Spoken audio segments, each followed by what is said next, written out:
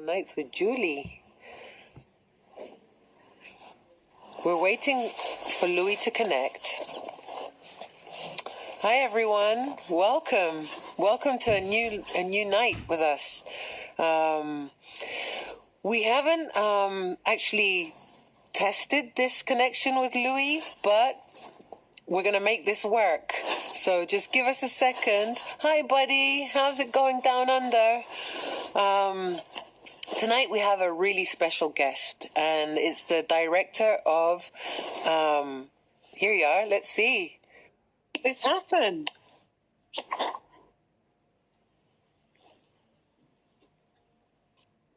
Hello, Louie. You did it. Yeah, you look a little dark, but I can see you. How are you? Welcome to a Mico-Viral Night with Julie. Yeah, it's great to be with you. I'm jazzed. This is great. Welcome. This is such a privilege. This is a show that I created when we were all quarantined to connect with people in mycelium mode. What does that mean, Louie? It means we're all in our substrates, optimizing our energy, metabolizing as slow and effectively as we can to assist the lives of others, our symbionts, or those who we are decomposing, be those our elders, our grandparents, parents, or people who are unwell. So we're connecting from mycelium mode in our homes to mycelium mode in everybody else's home. That's great. Wow. Well, you're speaking the truth. Yes, we are. We're definitely in our substrates. I'd like to ask anybody who's connected to please tell us where they're connecting from, city and country.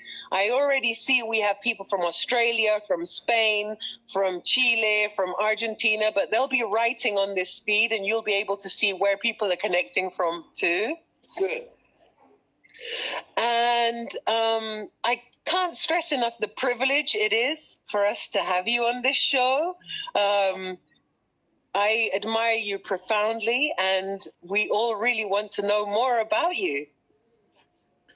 Well, ask any question you want, and if it's personal, that's okay. Okay. So, Louie, we all know you from your work with Fantastic Fungi. We all know you because of this amazing movie that really, really does the best job ever to tell the world how important fungi are. But before we get to fungi, you have a huge and very robust career for fungi, and very. I'm sorry, I switched to career for fungi, and very.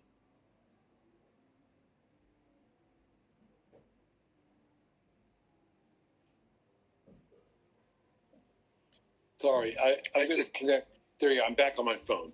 Can you repeat? It's okay. It's okay. Here, listen, Louie. I mean, last week, this really famous singer, rapper from Chile was called to clean her daughter's bum after her daughter had announced live on the show that she was going to the restroom. So everything is permitted here. Okay. All right. I'm sorry. But what was the question? I got distracted. So before Fantastic Fungi, which is what we all know you for, you have a really, really wonderful and robust career. And we'd love to know more about what you've been doing during your professional life before fungi. Yeah. Well, I have been always, I think, trying to unveil the mysteries of life and to do a deep dive into nature. So it started in college when I started to film time-lapse. I sort of pioneered time-lapse cinematography in 35 millimeter. People had done in 16 millimeter, but never in 35, because I wanted to have the highest resolution. That meant I had to take these animation cameras that was used for filming like Disney cartoons that had electric motors, that I had to figure out how to make a battery-powered motor to take these heavy cameras outdoors. Matter of fact, I've got one of those cameras here. You have one with you. Well, yeah. I mean, look, it's got even like a wooden magazine, but these things were like monster cameras. Wow. Isn't that great? It's amazing. So these guys, so this was big, and they had a big motor, you know, and so I had to kind of pioneer the idea of how to take it outdoors, because otherwise stop motion, which is animation, which is time-lapse, you shoot one frame at a time, had never been done outdoors.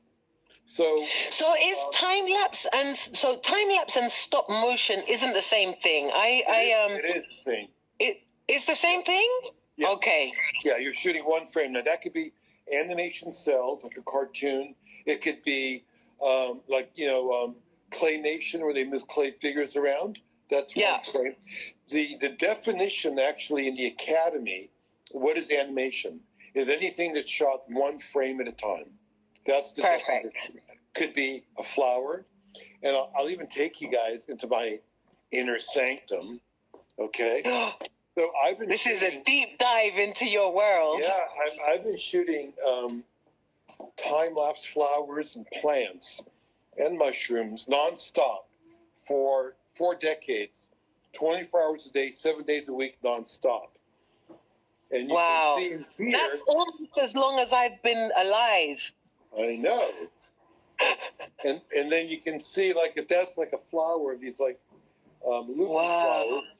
And then here, hope you can see the back of the camera. That's what I'm actually shooting. Yes. And what's happening is then the photo lights come on, and it shoots one frame. These photo lights will come on, and it'll shoot one frame. And I'm actually shooting stereo, 3D.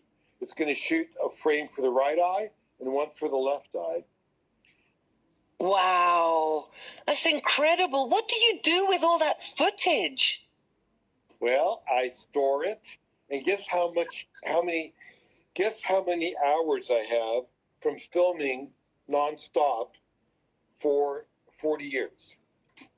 Okay, so 52 weeks in a year, let's say a week probably gives you an hour. Ooh, 52, it can't be that much. How many, let's say 1,000 hours. 16 hours. So 16. I've squeezed 40 years into 16 hours. And you know, what's really cool, in 40 seconds, it's going to automatically film, and we're going to be able to watch it. So when it shoots a frame, we're giving you a lesson here in cinematography. You're going to get 1/24th of a second, right? Film goes by 24 frames per second. The brain kind of marries it together to make it look like a movie. So, basically in 24 hours, at the rate that I'm shooting, I will end up with 2 seconds of film. It's incredible. Screen time, because I will have shot 48 frames. And we're really fortunate because here we go. Here it goes. Yes, we got it. Went click. Wow. That's incredible. So.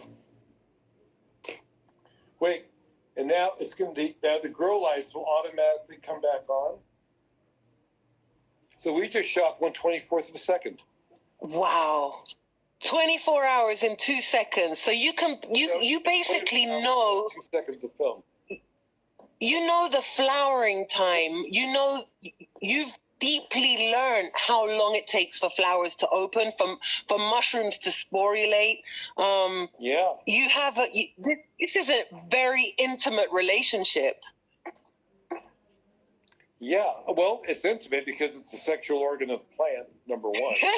And the fungus. Yeah, and so they've seduced me, you know, with their color, their aroma, the way they smell, the way they taste, the beauty of them. And so to answer the question, like, how did all this get started? So the flowers turned me on. I couldn't afford to shoot 35 millimeter movie film, it's very expensive. It's $100 a minute back in 1970. And so by shooting the way I'm shooting now, I'm only shooting 2 seconds per day. So I could afford incredible. Yeah, you could make a long largometraje, we call it. Yeah. A movie. A movie. Well, it was only costing me like 50 cents or $1. $1 a day. Wow. Let's say that. And then the flowers turned me on to the film I made called Wings of Life, which is about pollinators, bees, bats, hummingbirds, and butterflies, which I guess you can watch now on Disney+. I did it for Disney Nature. And so that became like the deeper dive. Well, the flowers are critical for our survival. Well, without pollinators, they wouldn't be able to reproduce. And if they can't reproduce, we don't get fruit, nuts, seeds, vegetables. We don't get the food we need to survive, right? And then you ask the bigger question, okay, well, then what do plants need? Well, they need sunlight, they need water, but most importantly, they need soil. And where does soil come from? Right? The fungi. They don't know that answer. They think it's just always been here. No, soil is created every day by the mycelium breaking down organic matter, right? And breaking down minerals, rocks, so plants can absorb them. So it's incredible. I'm just asking the bigger question like a little 5-year-old annoying kid. Why? Why? But why? But why? You know, Louie, I don't know if you know this about me, but I was married for 17 years to a cinematographer. Oh, wow. That's right. I do remember now. Yeah, and I really got to live intimately with this passion of the camera and of, you know, telling a story or showing reality. And one of the things that's most maybe captivating about the movie Fantastic Fungi is that there's nothing fiction in it, but it looks like you know, a movie that we'd go and see that is fiction. So, for example, I don't know, it's like going to see, you know, any movie in the theater, and it doesn't have that nature of a documentary that the BBC normally does or Nat Geo. So, is this a new genre that you've created? What is? There's something very special about it. Well, no, I appreciate you saying that. I mean, look, it has a lot of high production value. I directed commercials for 20 years. So I know how to make things look really good. And in a way, a lot of people have said it's like a live action Avatar, you know? Right. And James Cameron got the idea of the mother tree from Suzanne Simard and Paul Stamets, you know, the scientists that are in our movie. And so I know how to do visual effects. Time-lapse is a visual effect.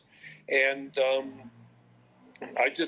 I've always worked, you know, at a very, very high end because, well, 2 reasons. It's not just because it's expensive. It's because in order to tell the real story of nature, it is about beauty. And beauty is a secret language. And you have to be able to transmit the beauty by having it be, you know, done, you know, with high resolution and good lighting, because beauty is nature's tool for survival because it makes you fall in love with it, makes you protect what you love. And so I had to transmit that secret language. It is a secret language. People don't realize it. They think it's something superficial, like Kim Kardashian, or is it a sexy girl next to a car? No. Beauty is what makes the world go round.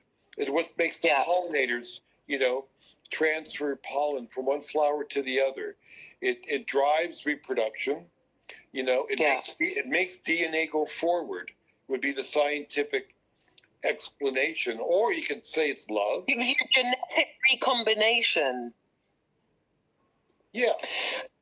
You know, and so, but with mushrooms, the task is even harder than with flowers because fungi have been associated with rot and decomposition and death and, you know, soggy, smelly things. But in your movie, this is the beauty of fungi is never questioned. And as a person who's worked for the fungi for 20 years, I can't do more than thank you. And so many people that are on this feed have been saying thank you to you. I don't know if you've been reading, but we have people from Tierra del Fuego, from Bolivia, Argentina, the US, Spain, Italy, Brazil, Panama, Honduras. They've all been connecting. People come in and out of these feeds, but I want to ask everybody to please continue telling us where you're connecting from. And please ask questions. I will ask questions for you. And we have a really special person that's connected called Sebastian. He's part of a museum that you got to know somewhat, the Museo del Hongo that you saw in Telluride. And he's just shown, together with Natalia, their virtual reality in Sundance in Utah. And they've been doing really, really well. Look, we have someone connecting from Russia. That's amazing. That's great.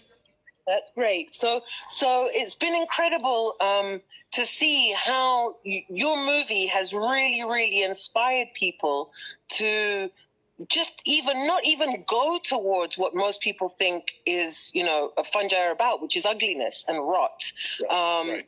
But you've really created this new unquestioned fact that fungi are incredible.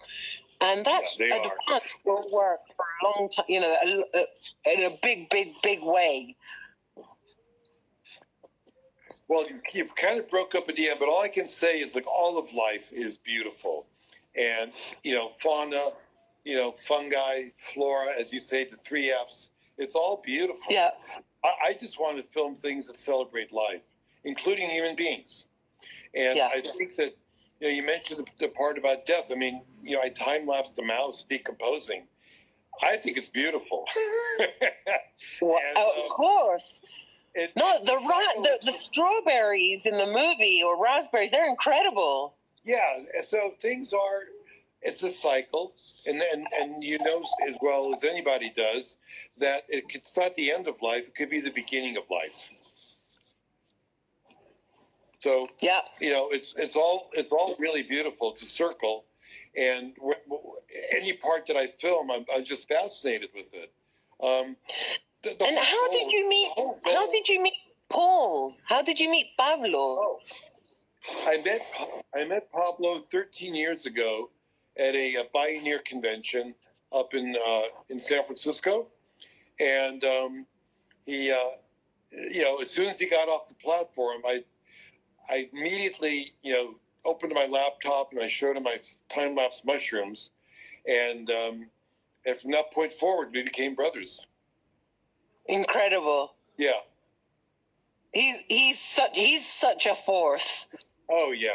No, look, here's the beautiful part. I mean, we're deep, close friends, and the intersection, I think, between art and science is wonder and curiosity. And that's what we both share, you know, very, very deeply. I mean, you know, I inspired Paul to do the deep dive into the bees. While we were working on this movie, I was still finishing up Wings of Life about the pollinators. I said, you know, come on, Pablo, you're so smart. If anybody can figure out how to solve, you know, colony collapse disorder, it would be you. And eventually, you know, he's figured it out, and we're working on that.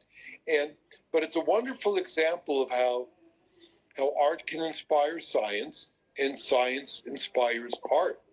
I work with scientific researchers all the time, you know, on every film I do, because that inspires me, like, what story to tell. Not just going to tell a story about a bee. Like, I mean, what kind of bee? You know, wonder, orchid bee. Yeah. But there's also, I think, I've reflected for many years on this intersection of art and science, and there's wonder and fascination and curiosity, but there has to be a state of openness to an encounter, because this state of openness, of receptiveness to whatever you might find, is really, really crucial to both art and science. You can set out on an artistic or scientific adventure with a preconceived result, and almost always that will be different. The result will be different. And unless you have that openness, you can't create this, this masterpiece of a discovery of an artistic creation. I wanted. You have to. I mean, that's the problem with the human species. We're arrogant. We think that our point of view is the only point of view, which is why I shoot things that are too slow, too fast, too small, too vast. For anyone to see. I'm bored with normal. I'm bored with human vision. I want to see things from the point of view of a flower or a mushroom. I want to see things from the point of view of a hummingbird, which is the opposite end of the spectrum, with its wings beating 200 times a second. And by the way, it's incredible. Beautiful hummingbirds in Panama and Ecuador. Wow. I'm sure you know that part of the world. And all of that is valid.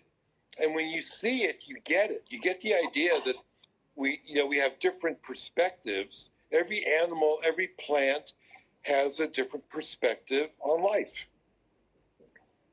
And we need to honor that. I'm very curious about how your road to the discovery of fungi was, because most of the people who are watching are already hooked on mycology and fungi, but look, see, this is even a question here. How did you know where mushrooms were going to grow when you started filming? Well, that's a different one, but how did you get? Are you hooked for life? Is this something? What happened to you? What did the magic of mycelium do to your life? Well, it's the magic of the mycelium is certainly a magic mushroom trip when I was in college that opened my mind to the fact that the universe is made of energy and that life is change. And I think it influenced my filmmaking from that point forward to be able to share that vision, to be able to capture it. It's one thing to talk about it. Hey, it's all energy. Everything's connected. Sounds very hippie. Sounds beautiful. Well, it sounds very kind of hippy-dippy. But what I've tried to do is I've shown you hardcore truth by showing you that it's true, by showing that the flower is not a static object. It moves, it dances, and the mushrooms are growing and they're alive. And just because we don't see the motion, it's just an example of our limited point of view. Just like a telescope can help us look at Saturn and Jupiter. Yeah. Without the naked, because the naked eye can't see it, doesn't mean it's not there. It's there. And a microscope show us bacteria and viruses. Same idea. There's universes that are all around us. We are giants walking on the planet. 80% of the life forms on this planet are smaller than us. And it's incredible how you've shown the pulse. For somebody who's been working for nature for decades, time-lapse and your work has really showed us this pulse that is impossible to see. Even if you sit by an organism for 24 hours, you won't see that pulse. And what light and what night and day does to the structure of any organism. So that's incredible. So it's more about showing the rhythms of life to humans, and that definitely makes us all live better, I think. Yeah. So look, my camera is a little bit like a time travel machine, and that's what it is. And it's great that I can manipulate time and I can manipulate scale, and I'm able to take people on a journey through both. And that's like taking a psilocybin trip. Same idea. We take you on a journey, time and scale. And when you come out of that journey, you're more enlightened. Definitely more enlightened. And look, Gina Bone is connected from New York. Hi, Gina. Hi. Gina was one of our first guests on these Mico-Viral nights, and I just want to let everybody know that on Monday, the day after tomorrow, we will have the one and only Paul Stamets connecting with us along with Pam. They will be our special guests on Monday, so that will be fun. But one of the things that I really, really want to ask you about is what's Fungi Day? What's happening? Because we've, as a community, so in South America, we celebrate the Day of the Mycologist on the 24th, I think, of April, which is when Carlos Spegazzini was born, who was this incredible Italo-Argentine mycologist. And for many years, we've been celebrating the Day of the Mycologist. But now we have the 21st of April as Fungi Day, International Fungi Day. Well, we picked it because we want to connect to Earth Day, you know? And I'm actually on the board of Earth Day. But I didn't want to be on the same day as Earth Day. There's a lot going on. But that's the 22nd. It's almost like an encore. Yeah, that's April 21. We're going to have all these amazing thought leaders, and I'm actually going to show video in between each segment. We're going to start off with an educational version, short sequences for children, young people that are at home, that are being homeschooled because of the pandemic. And then we're going to do a conversation on shifting consciousness, nature's intelligence, and then a panel of just all women psychedelic leaders. Incredible. And we're going to have beautiful imagery of nature in between. So, I think that it's really like the big question is, here we're coming on the 50th anniversary of Earth Day. We have to ask ourselves, why haven't we shifted our behavior? We knew in 1970 that, we were polluting the air, climate change was happening, organic food, pesticides, all the things we were doing wrong. And we have the technological answers to deal with all these problems. But here we are 50 years later, and we haven't done it yet. So I think for me, the big question is, how are we going to shift people's consciousness? How are we going to therefore, affect your behavior?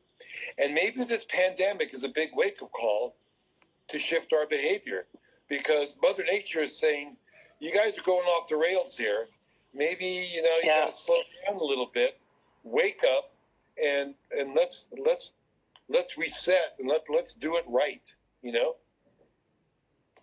That's incredible. And there's just, we've just had a comment from Janelle saying that they'd love to have some of your work be shown to the David Suzuki Foundation one of these days. So there's a direct invitation from the amazing Canadian foundation, which I personally really, really love a lot, inviting for us to do something there. That would be wonderful. Yeah, just email me, Louie at movingart.com, Louie at movingart.com, and we'll reply. And many people have asked where they can see the movie. And we just want to give a shout out that it's fantasticfungi.com. You can see the movie, you can rent it, or you can purchase it in different languages. And if you want to go direct to the movie page, to where you can rent it or purchase it, it's fantasticfungi.com/connect. So everybody who's been asking, we will write that down here in the chat, or you can just go through the foundation's Instagram page and you will find plenty of posts that show where the movie's shown. Louie, what's your favorite part of the movie? My favorite part of the movie? Yeah. I would say the end, because it was something that I didn't really even have any idea would be part of the story. And that is that we're all connected, that this mycelium network is a shared economy under the ground where nutrients are shared, without greed, for ecosystems to flourish. Communities survive better than individuals. Nothing in nature lives alone. There's no such thing as life without networks. That is something I did not know at the beginning of this movie. And when you think about where we are today in this global pandemic, the thing that is affecting us the most is this, lack of connection. The fact that we have to be sequestered and the social distancing. We crave connection. Life is about connection. And that's the part that I think psychologically is the hardest part to deal with. But also what you've done has been incredible, not only with connection, but with adaptation. Fungi are the masters of adapting, and mistresses of adapting. And there were many, a Fantastic Fungi Day was planned and had been planned with many, months in advance. And suddenly, this virus and this pandemic changed the plans, but you and your team, massive shout out to your team, had this incredible, just flush of adaptation. Can you tell us how that was? Tell us a bit about behind the scenes. Yeah. Okay, so we were already scheduled to be on March 26th in 350 theaters, including for the first time branching out into Europe and South America. We had sold out, theaters in London, Paris, Stockholm, Prague, Berlin, Santiago, Chile, Cape Town, Africa. And in less than, 10 days, we had to flip and make it available online because everybody was at home, and we had to make it available on a Vimeo platform, so we were able to get it into people's homes, and so we could all feel connected. That's really the idea, and it turned out to be a giant success. We had almost 50,000 people, 102 countries, 3,000 cities, and we're hoping to, do the same thing on April 21 again. And this time it'll even be better because we figured out how to show my video clips online and to show, nature imagery in between our talks. So it's almost like when you go to a conference, you can go into the main room, hear the speakers speak, and then go into another room, right? Experience the beauty of nature. And now that we're all locked in here in our homes, more or less, the ability to go into a forest, a desert, to go underwater with whales and dolphins, to go to Machu Picchu, to be able to do that, because I'll be able to show you that, is going to be, I think, a real gift. Oh, I can't wait to see the baboons. The baboon? Oh, yeah. I mean, the monkeys from Idaho. The monkeys, they're not baboons. They're snow monkeys, right? So we have a question, Louie. People are asking where Fantastic Fungi was filmed, and did you have to stay near a forest to shoot it, and how long did it take you? Okay, well, I started it 13 years ago, and that's when I met Paul. We started to do interviews, and the time lapse, as you saw in my room, is a slow process, right? Yeah. 2 seconds per day.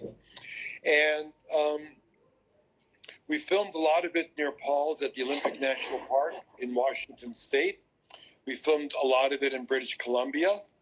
We shot the beach sequences in California. And mostly I was in California and Canada, and Washington Olympic National Park were the 3 main locations.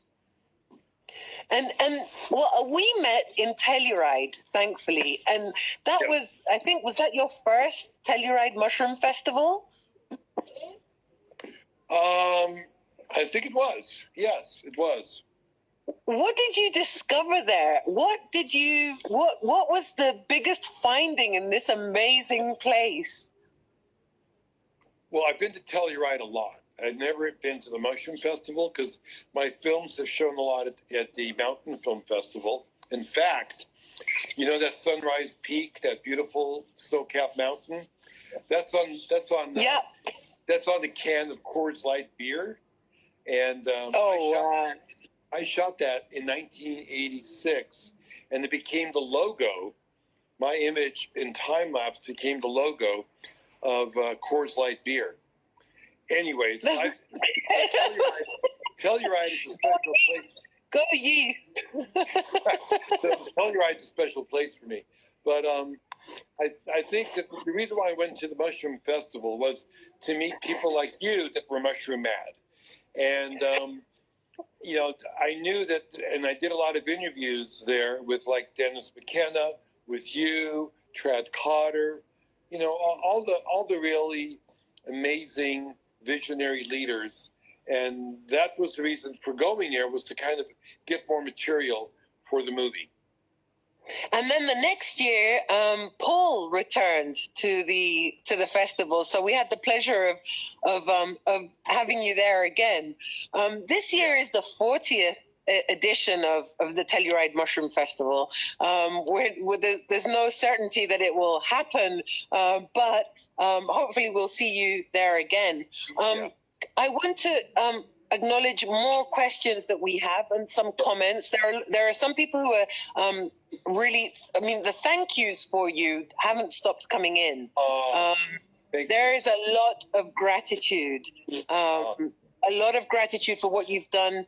There are people who have mentioned, I would say even more than 10 people or more, saying that this pandemic and quarantine without the movie would have been, you know, really terrible. So there's a lot of thank you for the moment when it's available.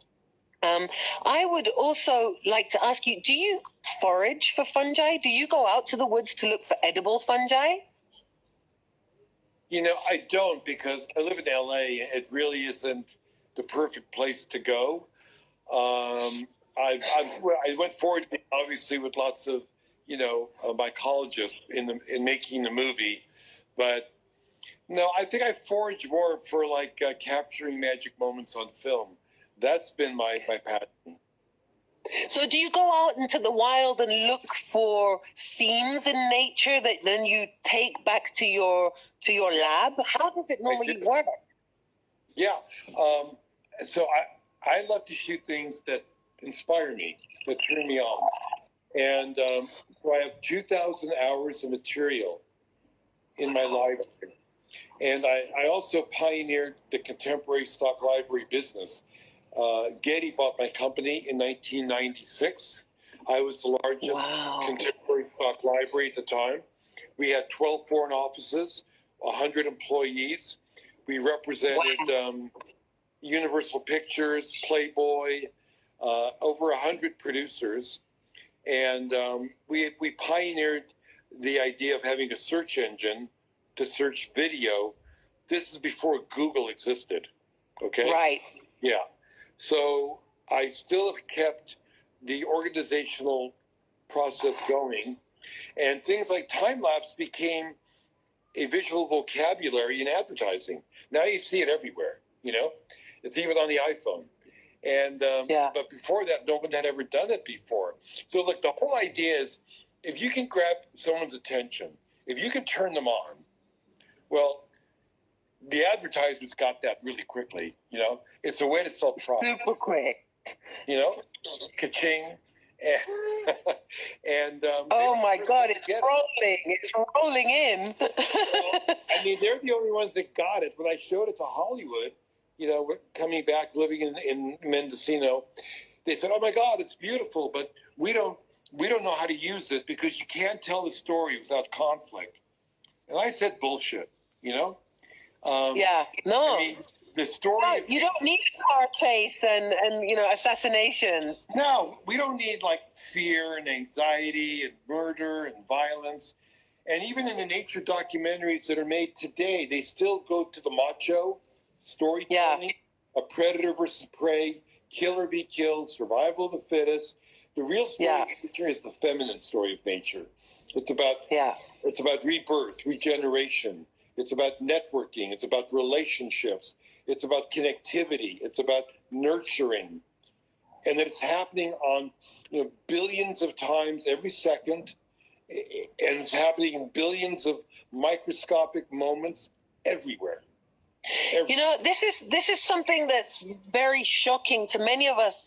There are many people who don't question what they see on TV or on movies, but there's a choice that's made to show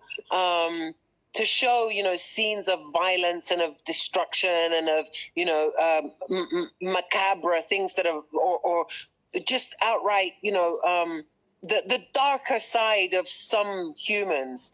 Not many choose to show beauty, even though beauty sells. Do you think that this is going to be a paradigm shift?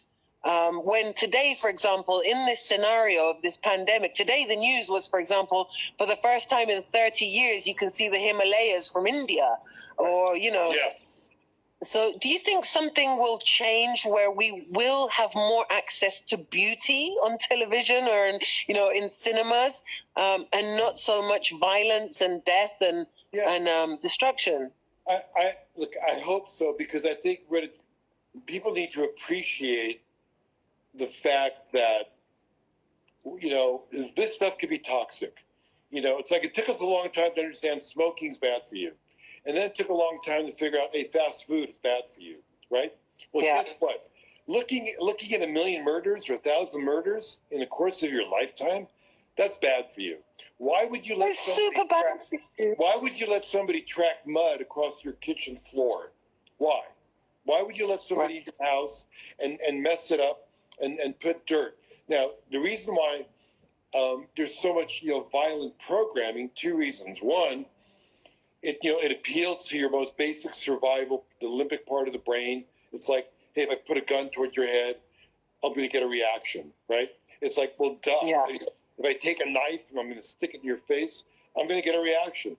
That's like easy. That's a cheap shot. It's a lot harder to make somebody laugh, to make somebody cry, to make somebody fall in love with beauty. In other words, do art. That takes a lot more effort than just cutting my throat.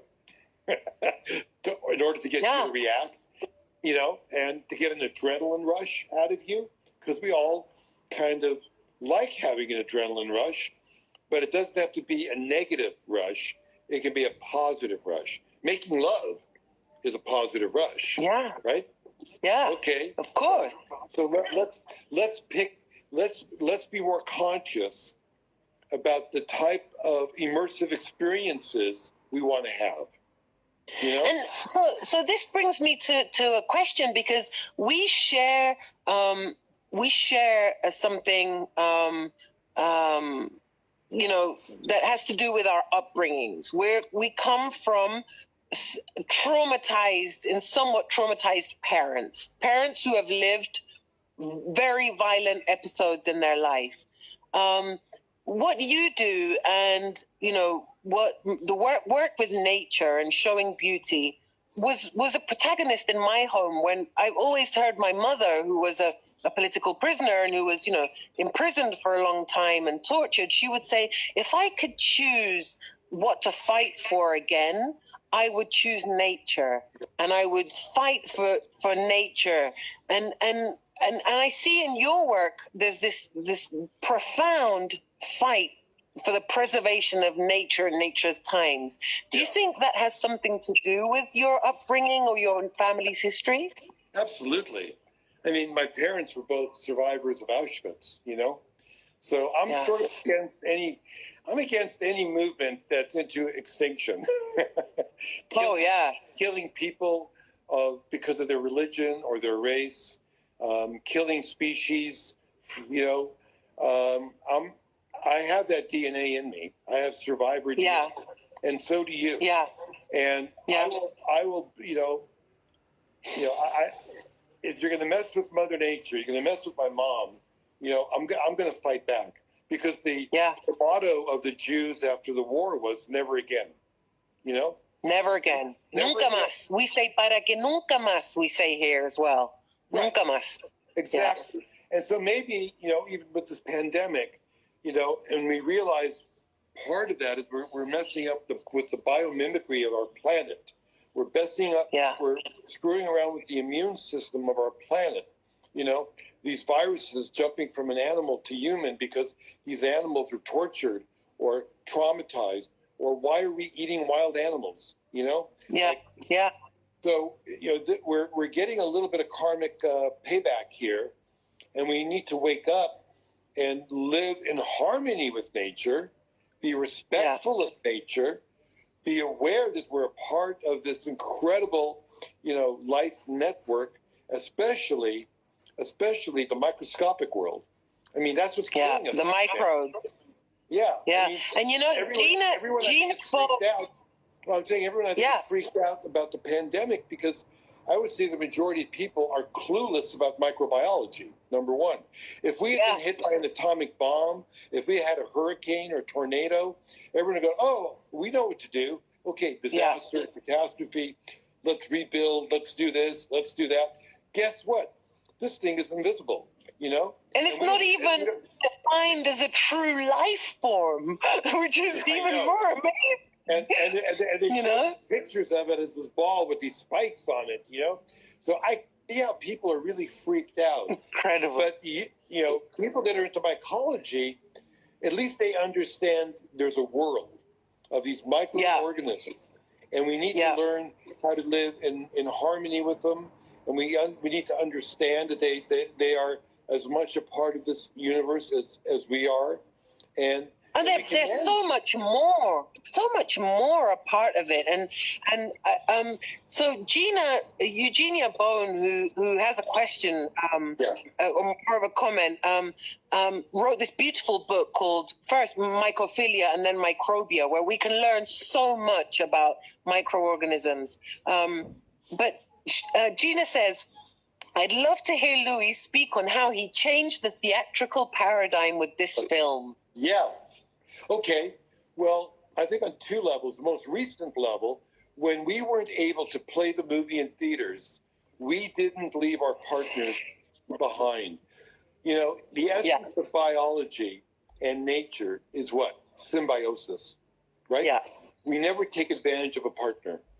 So what we've done is we are giving, we're sharing the revenue with the theaters that are closed, the art house theaters, and they're emailing their list to get them to be aware of the movie so that they can download it, rent it, or own it, and we're sharing the profits because they're shut down. And these art house theaters need our support. That's incredible. I didn't know that, Louie.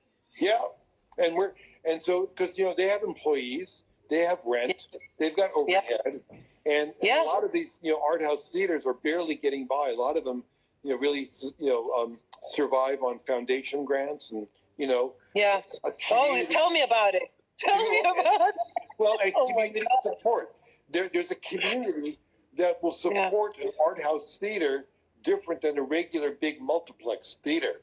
And so we did shift the paradigm there. And I think the other paradigm shift is this movie has as much production value as any $100 million, Hollywood movie. I can't count the number of hours and the amount of talent that was gifted because everybody came on board. I mean, the people who make special effects, at ILM and know how to blow shit up. and make spaceships and show massive destruction. They're artists, and they were dying to help me on this film. Dying. Incredible. They're creative people, and the only jobs they get from Hollywood is how to blow stuff up. It's incredible because I have the honor of having founded the first ever non-profit dedicated exclusively to fungi in the world. We've been living now for 8 years, well, maybe 9, I'm not even 8 or 9 years. And it's extremely difficult to live from philanthropy in a way, because what non-for-profits do is basically what philanthropy through non-for-profits does is get profit through results. Yeah. What you did was also a philanthropic choice, because at some point you could have sold this movie to big chains, right? What was the choice? Where did it come from? Who made it? Who made the movie? No, who made the choice to not go that route? The choice was, like, we could have, licensed it to a platform like, Amazon or Netflix, whatever. But then we would have lost control of the movie. In terms of messaging, we wouldn't have been able to do the theatrical. We wouldn't be able to do educational. We wouldn't be able to do what we're doing, and we wouldn't have this conversation going and on and on. So let's say, 6 months ago, had I sold it to a Netflix, it would be just one of 100 documentaries or whatever you could watch. It'd be like, yesterday's news. So what? But what we're doing with it, like coming up on, April 21, what we did on 3/26, and what we're doing right now, we're having a conversation. We're galvanizing the community. We're creating a movement. We're keeping it alive, We're being rebellious, It's growing by the second. I mean, the timing in different aspects. I mean, one of the aspects that I've strived for is conservation, which I am sure will come soon. Fungal conservation. In this discussion, it's not there yet because first you need education and you need appreciation. You need a lot of things to get to conservation, but one of the timings that has been most incredible is this movie with this shift in consciousness with regards to psychedelic medicine, to fungal medicine. Everybody talks about plant medicine, but what we're talking about is fungal medicine. Right. Can you tell us a bit about what you've seen, what this movie has triggered in this, psychedelic awakening of fungi? Well, two things. Definitely on the medical front, our film really helped, I think, get giant foundation grants for John Hopkins. I've turned a lot of people on to what we're doing, and they ended up donating to medical research, which is great. And also, we've been a giant catalyst for the decriminalized nature movement, where when we showed our film in Santa Cruz, like a week later, the city council decriminalized psilocybin. We opened up the film in Denver because they were the first city to decriminalize psilocybin. Then we went to Portland. We broke all the theater records in Denver and in Portland for a film playing like 18 or 20 consecutive weeks. It would have still been playing had the pandemic not occurred. And so we've been helping to galvanize that movement as well, which is a political movement. Same thing, in Portland with Oregon, they are gathering signatures to make it available for medicinal use and, throughout the entire state. So I think we've helped our partners, galvanize that movement, both on the medical side and as well as on the political side. What do you see in the future of fungal politics? I mean, this is my specialty, always through education and conservation. But for me, the fungi are extremely political. We can really, very, very political. And for many years, I suffered a lot of criticism for politicizing fungi, even in spaces, like Telluride or others. I'd really love to know what you think about fungal politics. I think entheogens and fungi, especially psychedelics, have always been, because they're changers, because they're adaptive, because they're evolutionary drivers, have always been a threat to the status quo, and I think that's good. Because we need change. I mean, we're living through a time of breakdown and breakthrough. Our political systems are corrupt and aren't working. Fossil fuel industry, it's going to collapse. It will eventually. We're going to run out of oil. 50 years, 100 years, that's a nanosecond in nature's, timeline. So these systems and economies will collapse. And what will grow out of it has to be something brand new. And fungi have always been revolutionary. And I love that about them because they are the changers. They're, the very tips of the mycelium network, as you know, secreting enzymes, always trying to figure out friend or foe. Do I eat you? Do I partner with you? What do I do? And they're figure it out, And that's really beautiful. It's a beautiful metaphor of always having to invent yourself, to reinvent yourself. Yeah. We can do, we can go on and on. We can obviously do way better than the governments of today that don't care for, the homeless, that don't care for starving children, that don't care for people that are disenfranchised. Now all of a sudden we're freaking out about the pandemic. We have 100,000 people that have died. 5 million children die every year from starvation. If we go back to normal, are we going back to that normal? That's not cool. We got to fucking That's not up. cool.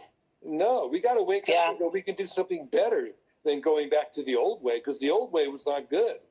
And let's use our inventive, creative skills as human beings that are adaptive, that know how to work together, because, cities aren't built by one person. They're built by, communities. They're built by by civilizations. That's what man is really good at. We're not that strong. We're not that smart, but we know how to work like a giant, ant colony or a beehive together. Yeah. Extraordinary things. We need. It's incredible.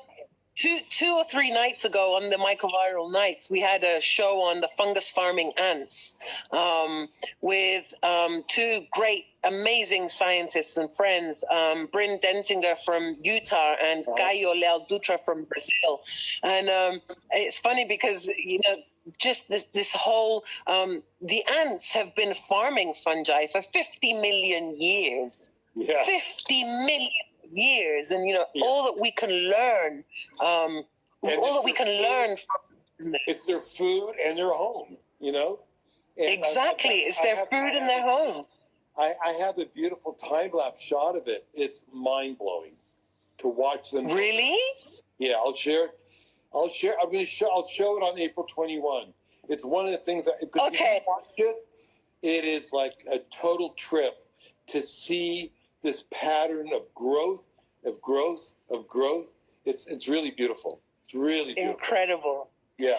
Louie, unfortunately, we are coming to the hour, and Instagram cuts these live videos at the hour. So what will happen now? So there's a tradition on Mico-Viral Nights with Julie, and it's that the person who's invited to talk closes the session. And before that, I'd like to leave everybody invited for tomorrow. Tomorrow we have a Mico-Viral Night with the Fungi Fest, which is a Chilean mushroom festival that's inspired from Telluride, and that's in its 5th year and has thousands of people who come. And then on Monday, the one and only Paul Stamets with Pam Crisco, and nobody wants us to go. We're getting lots of sad faces because they don't want us to leave. But I know.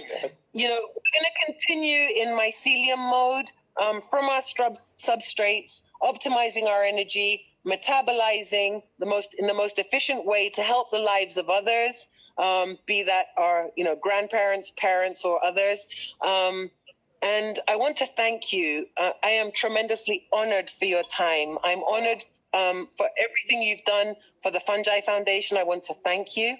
But I would like to leave the words with you so that you can close this session. Unfortunately, you have the last word, and here we end. All right. Well, thank you. I would just remind everyone they can go to fantasticfungi.com to be able to download or rent the movie so they can share it with all their friends, and you can watch it 100 times. I know a lot of people watched it a dozen times, so that's really great because you can always learn more, which is really beautiful. I think that the great lesson, as I said earlier for me, is that the mycelial network is a shared economy where there is no greed, where life can flourish. That is nature's operating instructions. The blueprint for life is literally right beneath our feet. So we just need to wake up, open our eyes, learn what's right there underneath our feet, and have that be a model for our society, for our politics, for our relationships, for our loved ones. It's right there.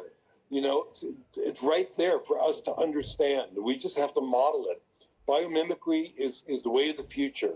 We need to biomimic everything from fungi to trees to plants to flowers. All